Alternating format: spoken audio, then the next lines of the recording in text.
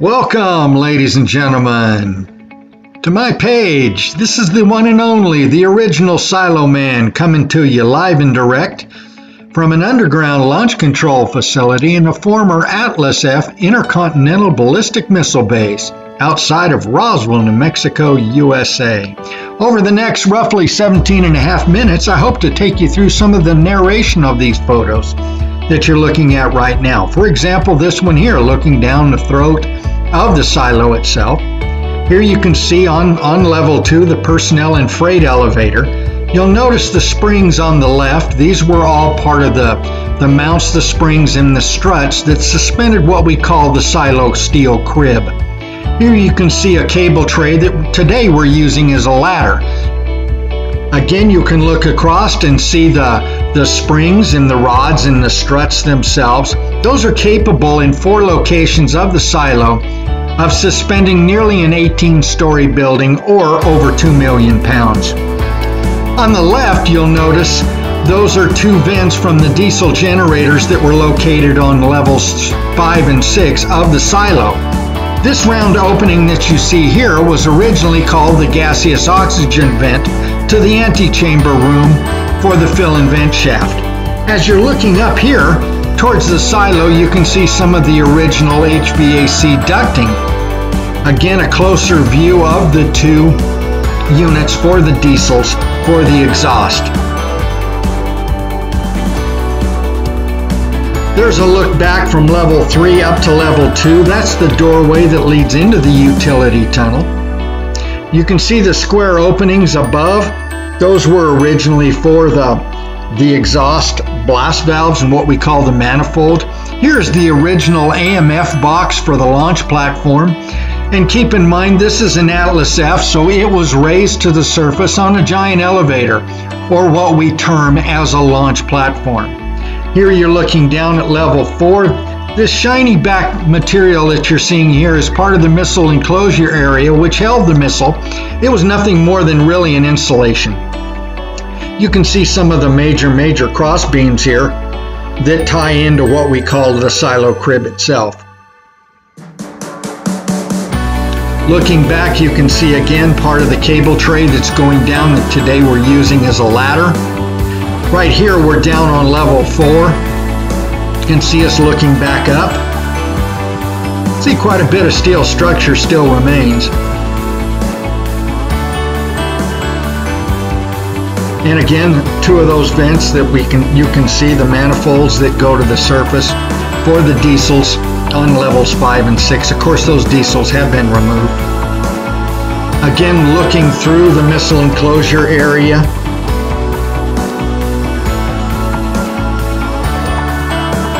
And you can see some of the way in which they put the steel structure together. And it was basically hung on the struts. You can see down on some of the floor. Again, I apologize for some of these photographs. Some of what you're seeing here was taken well over 40 years ago, and between 20 and 40 years ago. Hopefully in the next few weeks we'll be going down there to establish new lighting, and we'll be taking quite a bit more. Here you can see some of the HVAC ducting and some of the cable trays that are running down. A little closer look at those springs themselves.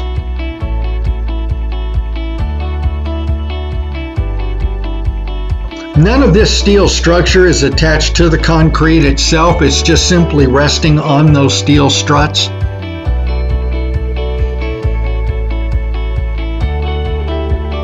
And there you're looking over to a portion of where the liquid oxygen and the gaseous came through the wall itself of the silo from the antechamber room. Here's a little bit better picture of all of the springs on one set of those struts and rods.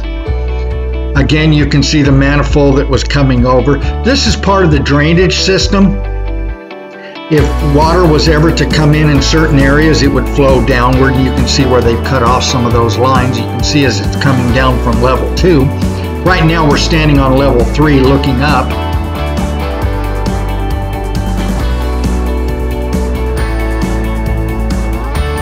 You can see a lot of the flexible hosing. Everything had to be shock mounted in the event of a nearby nuclear strike. In order for us to be able to launch our missile, everything obviously had to still remain intact. So lots and lots of stuff was shock mounted. In fact, the entire silo crib itself. You'll notice these yellow steel posts in there.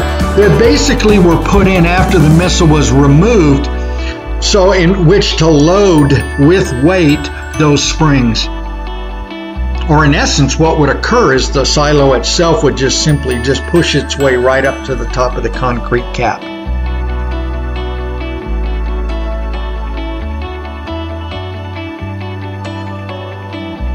Missile enclosure area again, as you're looking through to the outside.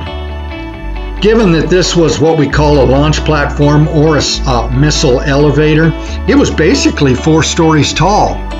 In fact, we had counterweights inside the silo itself, but all of those have been salvaged out years and probably more than 50 years ago, which equated to nearly over 1 million pounds.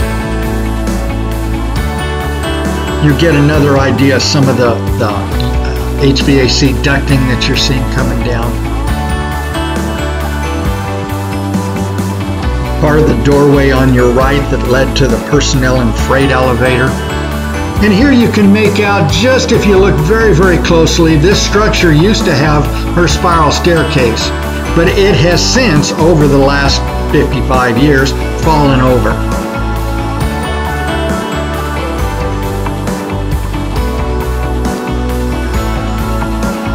And again, looking across, you can see some of the neat stuff that went all the way around as we're going further down into the silo itself. These are levels 5 and 6 of the silo. You can see again that shot looking through to where the elevator would have been on the other side of that cage. Closer look at that cage there.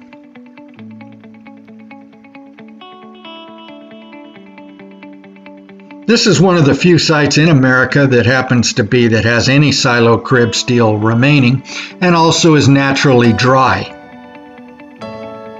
You can see some of the controls for the elevator itself.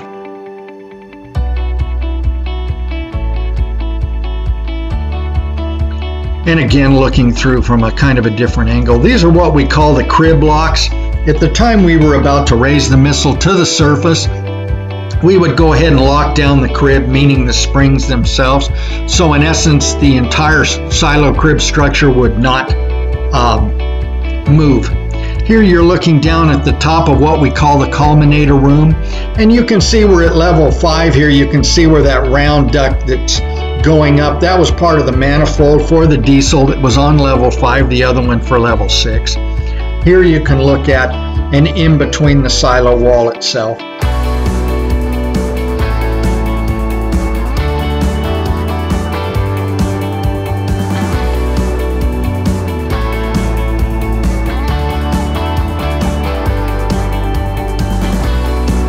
Again, giving you just a little different angle that you can see over here.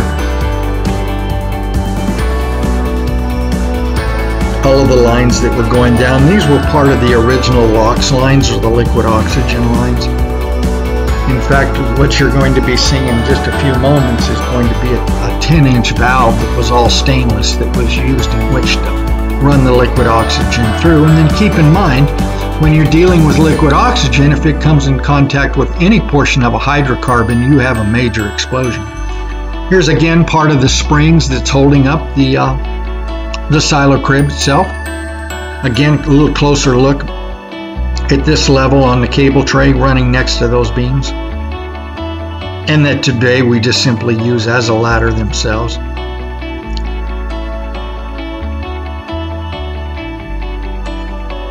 Here we have level 6. You're looking from what would be the missile enclosure area. The one side is off, the other side, and then of course you can just see some of the silver. Here's part of that spiral staircase that we were talking about earlier that has fallen over. It's how we did when I was a kid years and years ago. We would just climb down 2 levels, walk around to the spiral staircase and take it down to level 7, where there was a ladder that went all the way to the rest of to the bottom. You can see again some of those cable trays that held a lot of the cable.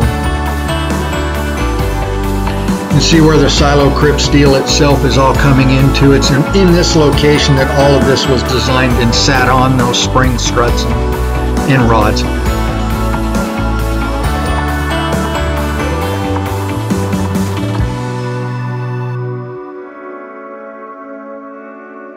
And there was part of that 10-inch stainless. It's a ball valve. Again, you'll notice the grounding strap there. Everything had to be extreme, obviously, because it had to be grounded because you had a nuclear warhead, and obviously you can't have static electricity. So you can look up and see some of the flooring. Again, you can see part of the old cable is still there, one of them that's lying on top of that cable tray, and you can see where one of the vents that went outside. Here again, you're on level 6. And this portion of the elevator for personnel and freight, you had to climb up a few feet. Of course, the elevator's missing. What you're seeing here is this is part of the culminator sight tube, and it was a unit that went down. Again, our guidance systems 60 years ago was primarily based off the North Star Polaris. This Atlas F missile, of course, all Atlas Fs were inertially guided. But in order to really know where you want to go with it, you had to know where you were beginning at. So this used quite a bit of that. Here you're looking down where the personnel and freight elevator once was. You can see some of the silo crib itself.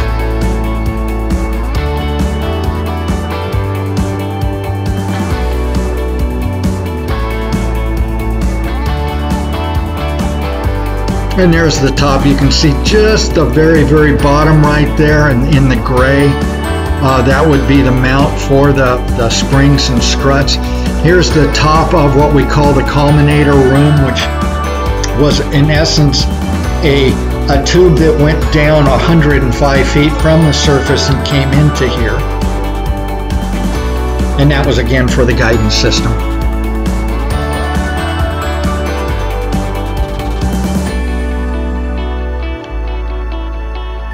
You can see inside some of the culminator room itself. We still have the culminator bases in there. You can see one of the old lights.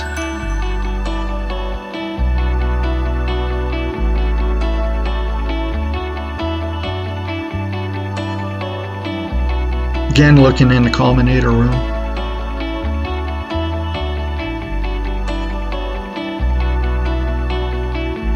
Part of the opening for the personnel and freight elevator.